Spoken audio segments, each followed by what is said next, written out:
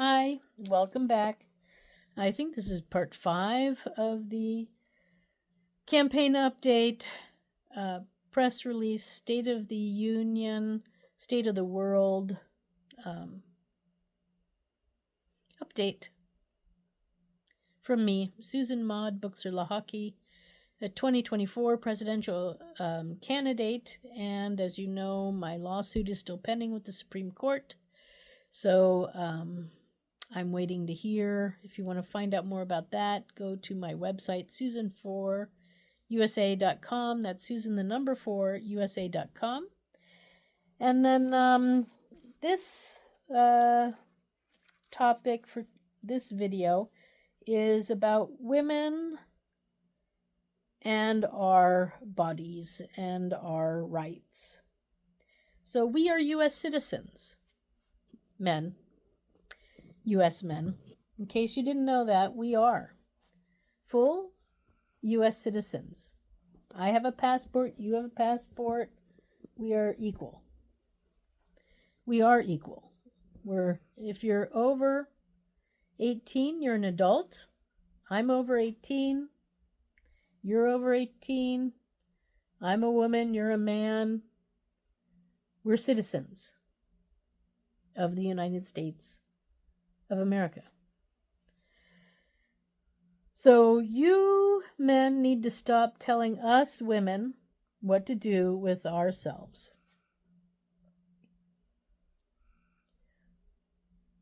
Period. We women who are adults have freedom of expression. Freedom to not be slaves and to make our own decisions about our own lives. And when we decide to be a mother, and when we decide to take on the job of motherhood, that's our business. So, I guess first let's talk about the hijab. I have a scarf on right now, but I just have it over my shoulders. But, the reason why the hijab is worn, and any head covering, especially for women, is because let's think about the place where these people are living. Why might women want to have even a burqa? Why would a woman want to have a burqa? So one reason is you're living in the desert. It's hot. Having something that covers you and provides shade on your body, that might be cooling. And the other part of that is that if you have children around you, they might, if you're waiting or sitting somewhere, or, if you're waiting, or if you want to breastfeed, if you've got the burqa on, you're fully covered. People don't see you breastfeeding. They don't see your breast. So it's a little bit of privacy thing. And then it might be cooler under there for the kids, so maybe they go under also. Or if it's cold, it might keep you warm. But also, in the olden days, there were something called sandstorms, and maybe there wasn't a lot of protection around. So it was a way to protect the woman from the blowing sand and possibly her own children. If you've got 1 or 2 kids, if the burqa is big enough, you can get everybody under it. It's sort of like a tent. And so your kids are safe from the sandstorm. You know where your kids are because they're right next to you. They're not running around. And the sand doesn't hurt you because you're protected. Blowing sand can be quite painful, and it can get in the eyes and the hair. And back in those days, too, I think women had really long hair. So to get sand in your hair and then have to take it out every night, that's a bit annoying too. So the hijab and the burqa and all these different things, they started out with protection in mind. And the other part of the protection is there was a problem, I think, back in Egypt thousands of years ago with lice. So this was also a way to, everybody kept their own lice, so that lice wasn't being spread around. So it was the ancients' way of protecting women, children, giving privacy, and also keeping your lice and other whatever creatures to yourself, which is not a bad idea. It is not a bad idea. So I think that, nowadays, if you wear one, it could label you as being Muslim. On the other hand, there are other religions too that use these sort of things. So Islam is not the only one. And it might be a good idea in certain bigger cities. It could really be a good idea to wear this to protect you on the subway or whatever, so that, you're not spreading your lice or whatever you might have, and they're not spreading it to you. And yeah, or if you want to breastfeed, you can. Nobody's going to know what you're doing under there. So I think we need to let people be people. Let women be people. I think that's really what it is. So I'm for non-mandatory anything as far as clothing goes, except for there should be a certain amount of clothing on when you're walking around in the normal neighborhoods or into grocery stores or into public buildings. You should not walk around in your underwear only. I suppose in certain states you can go in nude if you want, but I don't recommend it. Where would you put your car keys and your wallet and your phone? So you do need a pocket somewhere. You know what I mean? So anyways, that's sort of, that's up to you. We have freedom of expression. And if you want to express yourself by wearing a full burqa, go right ahead. I also know that some women wear it because they have some sort of something that looks funny on their face. So then they use it to shield that, so that, they don't scare kids. And then there are other reasons for wearing one too, but it should not be mandatory. The only thing mandatory is a shirt and shoes and underwear in public spaces. I would prefer that. Yeah. Should men wear shirts when they're working construction? Yeah. Well, I guess if your job is to work outside, going topless is possible. So if you're at a job site and you're working, men and supposedly women could go topless. Certainly at a beach, women and men can go topless. But so if you're a lifeguard, I don't know if you want to go topless or not. That's maybe there's some sort of security policy there. I don't know. But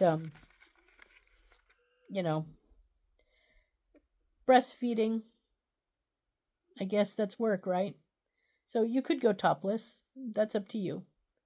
I cannot control what other people might say or do or feel around you. But, and we do have, levels of lewd behavior. So it depends on how it's done and is it done in a questionable way. So that's up to the mothers to decide. But the right to expose your chest is possible. I mean, men do it all the time, right? They walk around without a shirt on. So breastfeeding should be accepted like that. Then I wanted to go over the 13th Amendment with you, which is, I think it's just the beginning part. No, it's the whole thing. So, because when we're pregnant, the baby or the embryo or the fetus is attached to us. Women, in the uterus, it's attached to us, and it's sucking life out of us, really, and taking it to itself. It's also giving life back, so there is a give and take. But my main thing is that it's attached. So a baby does not become self-sufficient, truthfully, until about 4.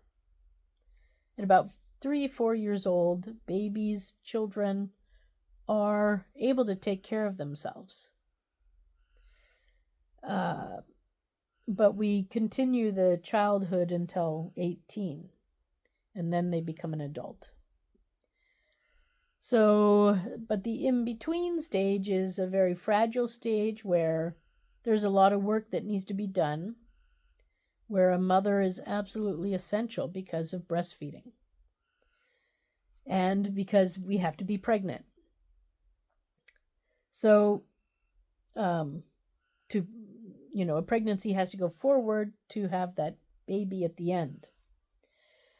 So if one accidentally gets pregnant, it is absolutely the mother's choice as to whether she goes full term or she aborts it. Because at that time, the baby is attached. 100%, it's attached. And it cannot live without a host, without a mother. So the 13th Amendment, which was passed in 1865, ratified in 1865 also, states, Section 1, neither slavery nor involuntary servitude. So involuntary servitude would be to be forced to continue a pregnancy because you are no longer willing to do that job, but somebody, the government, is forcing you to. And that's against the 13th Amendment right here. Involuntary servitude is unconstitutional. The only time when it is allowed is as punishment for a crime. But you cannot punish a woman by making her stay pregnant. There's no crime in getting pregnant.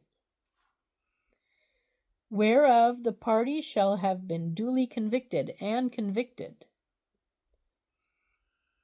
So, punishment for a crime is not to stay pregnant or get pregnant. You cannot say to a woman, okay, you have been bad, so you're going to go get pregnant now and stay pregnant. You can't do that. It just is stupid. So, and then slavery. Technically, right now, motherhood is slavery because we do it for free. Nobody paid me. I did it for free. So that's slavery and servitude. Now, I voluntarily became a slave and was a servant voluntarily. I had an opportunity and I could do it. Not everybody has that opportunity. So then, if by chance the condom breaks, the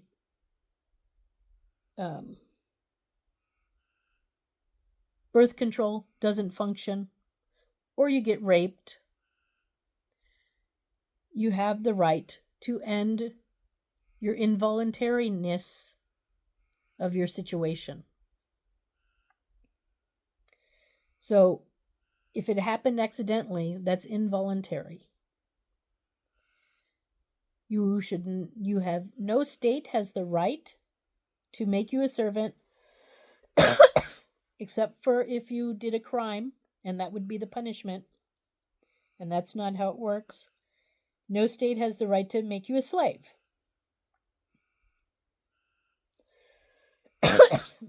So let me read on. Unless been duly convicted, shall exist within the United States or any place subject to their jurisdiction. So that would mean territories. And I guess embassies and whatnot. Congress shall have the power to enforce this article by appropriate legislation. So, Congress, I need you to make sure that no states do that. I mean, technically you did in the very next amendment, which is what I will read here. All persons born or naturalized in the United States and subject to the jurisdiction thereof are citizens of the United States. So if you're a citizen, or if you're here becoming a citizen, you are under the jurisdiction of the United States and of the state wherein you live, wherein you reside. No state shall make or enforce any law which shall abridge your privilege, and your privilege is to be free without involuntary servitude. So using these two amendments, you can prove, and Congress already wrote this amendment, so technically we don't have to go any further. The 14th Amendment clearly states the states don't have that right to force you to stay pregnant. Because a baby inside of you, whether it's an embryo or a fetus, cannot survive without sucking the life out of you. And that's slavery. And if it happened accidentally, that's involuntary. And that's servitude. So they don't have the right to do that. No state has the right to put any limit on abortions at any time. Period. No. No restrictions on the freedom of choice. My body, my choice.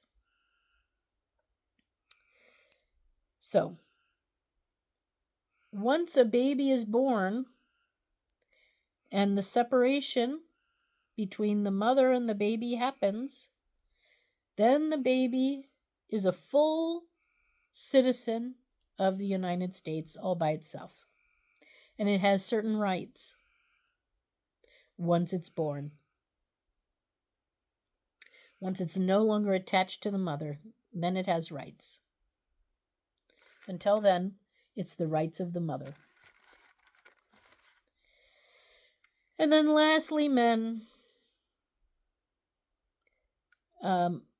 Spouses, whether married or not, are how can I say it? Most women, you know what? I'm not going to say it right now. I'll say it in another time. Let's leave it at that. Yep. We'll talk another time about men and women and abuse and violence. So, this is my final video for today. I hope you enjoyed these. I tried to separate them into sections that made sense so that people watching can get the information that they want to know what I'm talking about and my goals. As far as abortion goes, I will say that you should follow your conscience, you should follow your belief system, and do what you feel is right for you yourself, and also the baby. Those are my final words on that. Okay, thank you so much for stopping by. I wish you a great time wherever you are.